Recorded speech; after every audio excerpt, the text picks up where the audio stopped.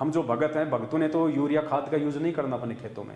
भगत ने फसलों में कोई दवाई नहीं छिड़कनी, कोई केमिकल नहीं छिड़कना, कोई पेस्टिसाइड, कोई कीटनाशक नहीं छिड़कना।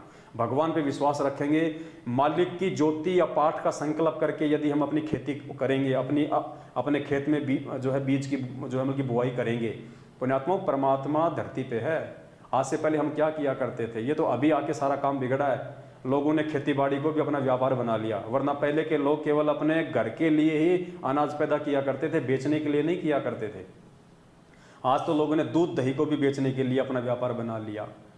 अनाज भी लोग अपनी आवश्यकता से ज़्यादा उत्पन्न करते हैं, मतलब धंधे के रूप में ले लिया। अब ज़्यादा से ज़्यादा अनाज पैदा करने के लिए क्या करते हैं, यूरिया ज़्यादा से ज़्यादा ठोकते हैं, कीटनाशक पेस्टिसाइड्स ज़्यादा से ज़्यादा देते हैं फसलों में। दास ने देखा तो नहीं, लेकिन सुनने में आता है रात को घिया होती है इतनी सी, उसमें फिर इंजेक्शन लगा देते हैं, रात को सुबह वो 1.5 फुट की हो जाती है।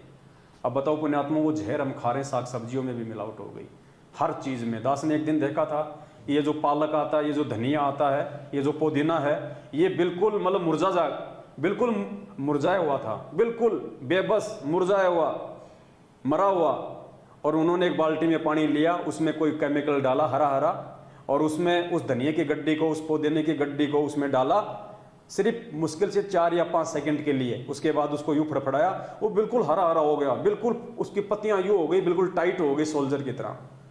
अब बताओ, वो केमिकल हम खा रहे हैं, बासा सड़ा हुआ भूसा हुआ केमिकल युक्त हम खा रहे हैं। तो कोशिश करो पुण्यात्माओं, आप जितने भगत भाई बहन हैं, आप यदि कोई किसान है, अपने खेत में यदि आप इस प्रकार से अपना अन्न पैदा करते हैं, तो आप जी परमात्मा के आशीर्वाद से, मालिक पे विश्वास करके, हम मर्यादा में हैं, परमात्मा के बच्चे हैं, परमात्मा क्या नहीं कर देगा। परमेश्वर तो बिना अन्न के फसल दे दे हमारे को।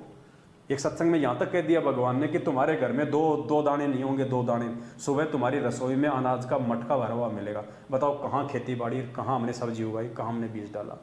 तो ये परमात्मा जो चाहे सो कर दे, सतगुरु जो चाहे सो कर ही, भरम पड़ो मत कोई, सेव धड़ पे सी चढ़ाया पाछा करी रसोई। इस पे केवल विश्वास करने की आवश्यकता है। तो हम परमात्मा के वचन पे चले, हम यूरिया और पेस्टिसाइड को ज़्यादा महत्व ना दें। आपके घर पे यदि कोई गाय भैंस बैल हैं, तो आप जी उनका जो खाद है, जो गोबर है, वो आप अपने खेतों में दें, ताकि हम भी शुद्ध खाएं, दूसरों को भी हम शुद्ध खिलाएं। क्योंकि हमें क्या कहा परमात्मा ने कि भगत को मिलावट नहीं करनी है। अब हमने समझ लिया कि मिलावट का मतलब है, यदि हम कोई पानी का काम करते हैं तो पानी में मिलावट मत करो, हम यदि कोई दूध का काम करते हैं तो दूध में पानी मत मिलाओ। नहीं, हम बीज में यूरिया डाल रहे हैं, पेस्टिसाइड डाल रहे हैं, कीटनाशक डाल रहे हैं, क्या वो मिलावट नहीं है?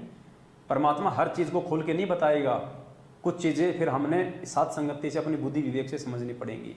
आप उस अन्न अनाज में आप जो मिलावट कर रहे हो, वो जहरीला पदार्थ डाल रहे हो, आप उसमें खुद भी जहर खा रहे हो, अपने दूसरे भाई बहनों को भी, जगत वालों को आप जहर खिला रहे हो, रिश्तेदारों को जहर खिला रहे हो।